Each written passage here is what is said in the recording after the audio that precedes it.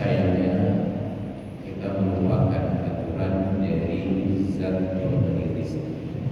Kita berfokus kepada teori-teori yang dibuat dan diciptakan oleh makhluk ciptaan dari zat yang maha mulia.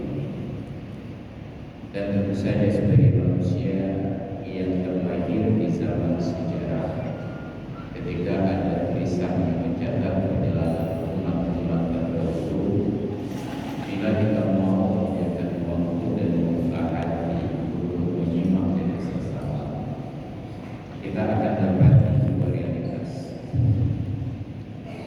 Untuk menjadi kaya dan mudah rezeki, ada konsep yang pertama diajarkan oleh Allah Ta'ala di dalam Al-Quran sebagai ayat 96. Walau anna ahlal qura amanu wattaqaw lafatahna 'alaihim barakatin minas samai wal ardh. Andai kata penduduk negeri ini, andai kata penduduk Indonesia ini, andai kata penduduk Aceh, lebih spesifik lagi, andai kata penduduk Banda Aceh ini beriman dan bertakwa, apa jaminan dari Allah? Lafatahna 'alaihim barakatin minas sama. Digunakan kalimat taukid untuk membuatkan makna. Sungguh benar-benar kami akan bukakan ke atas mereka keberkahan dari langit dan dari bumi. Allah tidak sebutkan, Allah sebutkan keberkahan. Dibukakan keberkahan oleh Allah dari langit dan bumi. Saat kita ingin mencocokkan menanam padi dan sebagainya, Allah turunkan hujan. Ketika tiba waktu ini dan itu, Allah berlaku. Tapi hari ini terjadi di kita. Saat petani hujan tidak turun, dan saat biji-bijian ingin bertumbuh, tanahnya tidak turun. Dulu kita hanya mengenal musim hujan dan musim kemarau. Tapi ternyata sekarang bahkan BMKG harus membuat penyesuaian dengan sebutan musim kemarau besar. Karena di musim kemarau yang sebetulnya tidak turun hujan, ternyata hujan turun hujan bukan pada waktu yang diperlukan. Saat diperlukan hujannya tidak turun sama sekali. Maka ada konsep itu, beriman dan bertakwa, kita patuhi. Dan konsepnya kedua,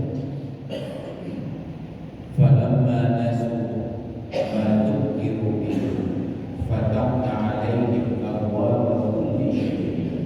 Surat Al-An'am ayat 4. Manakala mereka telah mengabaikan, melupakan semua peringatan-peringatan yang sudah diberi, apa terjadi? Fatahna 'alaihim abwaaba kulli syai'in, kami bukakan ke atas mereka pintu segala sumber kekayaan. Allah disebutkan keberkahan langsung kepada materinya. Kalau berarti hatta kita farihu bima, sehingga ketika mereka mendapatkan kucuran rahmat, kucuran rezeki, harta benda, bersuka cita, euforia dengan semua pencapaian yang dia miliki dan dia raih. Akhadnahum baghtatan fa idza hum mublisun. Kami jauh kenikmatan itu secara tiba-tiba, dan saat itu mereka terus. Maka kita melihat realitas di dunia ini, entah sengaja atau tidak, Allah berikan untuk manusia di alam modern ini dua negara kecil sebagai dunia. Yang pertama dan sangat kecil, memiliki representasi Allah SWT, walaupun bukan dengan pendekatan agama Islam. Ada negara yang saking kecilnya, bahkan presidennya harus parkir kendaraan di luar negeri. Kerajaan Vatikan, negara kecil, mereka tidak punya tambang, mereka tidak punya lahan pertanian. Dari mana sumber pendapatan mereka? Menjual keimanan Kristen ke seluruh dunia, dan orang berkunjung untuk menyatakan keimanannya. Apa yang terjadi? Mereka adalah negara lain, tetapi negara pendapatan per kapita sekitar 2 miliar per jiwa. Tidak ada tambang, tidak ada sawah, tidak ada ladang. Mereka hanya menjual iman, ketakwaan versi ajaran Kristiani. Untuk yang diberikan oleh Allah kepada kita mengatur negara di dunia ini yang ukuran terkecil nomor 2 hanya 1,8 km keliling, berada di atas batu karang yang tidak mungkin untuk membuat tambang dan juga sawah dan ladang, di tepi tempat pecahnya ombak dan gelombang. Kerajaan Monaco di Prancis. Apa yang terjadi? Mereka adalah negara dengan pendapatan per kapita hampir 30 miliar per jiwa. Apa yang mereka lakukan? Hanya legalisasi zina, judi, haram. Maka semua orang-orang kaya di dunia yang ingin bebas bermain judi, silakan datang ke Indonesia. Ingin bebas mengekspresikan semua syahwat dan nafsu, silakan datang ke Indonesia. Dan negeri itu kaya. Lalu bayangkan ini, pulaunya saja ada 17.000. Rasanya menjual pulau saja kita sudah kaya. Tambangnya luar biasa, emas, nikel, timah, minyak. Ladangnya luar biasa. Apapun yang ditanam tumbuh, bahkan tidak perlu ditanam tumbuh. Tapi ternyata pendapatan per kapitanya per tahun hanya 1,8 juta. Apa salahnya? Karena tidak menganut salah satu dari 2 konsep. Kita tidak setaat orang Vatikan dan kita tidak semaksiat orang. Kita berada di tengah-tengah. Malu untuk menyatakan beriman dan lebih malu lagi untuk menyatakan ini tidak beriman. Maka untuk orang yang di tengah-tengah antara iman dengan kufur ini disebut dengan munafik. Apa yang terjadi pada para munafik? Innal munafiqina fi darkil asfali minan nar. Orang-orang munafik itu ada pada derajat yang paling rendah mereka.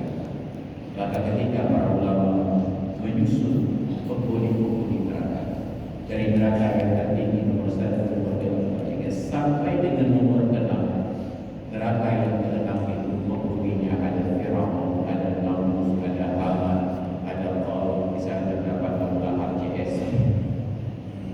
Kalau yang nomor 6 saja sudah diisi oleh orang-orang seperti ini, katanya kemaksiatan seperti apa lagi berhak untuk berada pada nomor 7?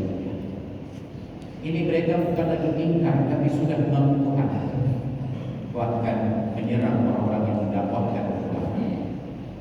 Ternyata jadi innal munafiqina fi darkil asfali minan nar. Orang-orang munafik itu berada pada tempat yang paling rendah dari neraka. Maka hari ini bahkan di negeri yang bersyariat Islam ini sudah 20 tahun lebih berjalan syariat. Jangankan dianggap selesai, bahkan untuk memulai pun kita masih bingung dari mana. Kita tidak melihat syariat hidup di negeri ini karena para pemimpinnya beranggapan bahwa syariat selesai hanya ketika azan berkumandang, kedai-kedai tersebut ditutup pintu rumahnya. Padahal Nabi tidak diutus oleh Allah untuk mengajak kita sholat. Nabi tidak diutus oleh Allah untuk mengajak kita bayar zakat. Beliau nyatakan sendiri dalam sebuah hadis yang sahih, innama bu'ithu liutammima makarimal akhlaq. Hanya saja aku diutus oleh Allah untuk menyempurnakan akhlak yang mulia. Tidak diminta untuk sholat. Anda tidak sholat itu urusan Anda dengan Allah, tapi jangan sampai Anda tidak sholat diketahui oleh Allah. Anda tidak puasa itu urusan hak Anda dengan Allah, tapi jangan sampai Anda tidak puasa diketahui oleh Allah. Maka Nabi dalam hadis yang lain yang sahih berikan oleh Abu Hurairah beliau katakan, "Man yanfudu anni haula'il kalimati fayamalu bihinna aw yu'allimuhunna man ya'malu bihinna." Siapa di antara kalian yang bersedia menerima nasihat-nasihat ini untuk diamalkan sendiri atau dia ajarkan kembali kepada orang yang bersedia untuk mengamalkannya? Abu Hurairah radhiyallahu anhu hadis ini dengan lahir berkata, "Qala ana ya Rasulullah." Saya ya Rasulullah.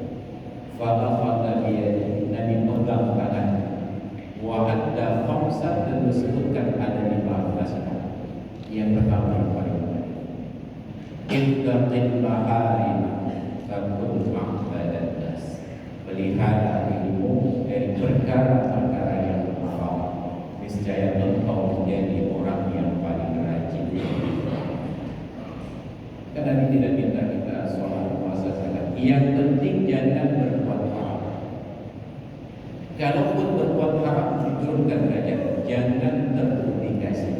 Bahkan dalam hadis yang lain dikatakan, kullu ummati mu'afa. Setiap umatku dimaafkan dosanya oleh Allah, illal mujahirin, kecuali orang-orang yang pamer. Wa minal mujahirin, antara berpamer dosa ayya'mal rajulu 'amalan bil lail, ada orang yang berbuat maksiat di rumah, wa sattarallahu 'alaihi, Allah tutupi maksiatnya dengan gelapnya malam. Fa yusbihu wa yaqulu 'amiltu kadza wa kadza. Ketika pagi datang menjelang, matahari terang menerang, dia berhubungan di antara kaum-kaum. Semalam saya melakukan kemaksiatan bulan depan. Orang yang seperti ini ditutupi maaf oleh Allah Subhanahu. Hadirin muslimin yang rahmati Allah. Akhirnya kami mengajak untuk kesadaran kita dalam kapasitas masing-masing, personal atau pejabat publik. Mari kita jaga diri agar kita berbuat zalim kepada Allah dengan mengabaikan hak Allah. Allah hanya minta kepada kita jangan berbuat maksiat. Dan yang kedua, mari kita jaga hak-hak Allah dengan tidak menzalimi mereka dengan cara melakukan praktek akhlakul karim, bertegur sapa, berjabat tangan, saling mendoakan, menawarkan makan dan minum, dan hal-hal yang lainnya yang menjadikan Islam hebat di masa lalu, insya Allah akan menjadikan kita umat Islam hebat di masa yang akan datang. Hadirin kaum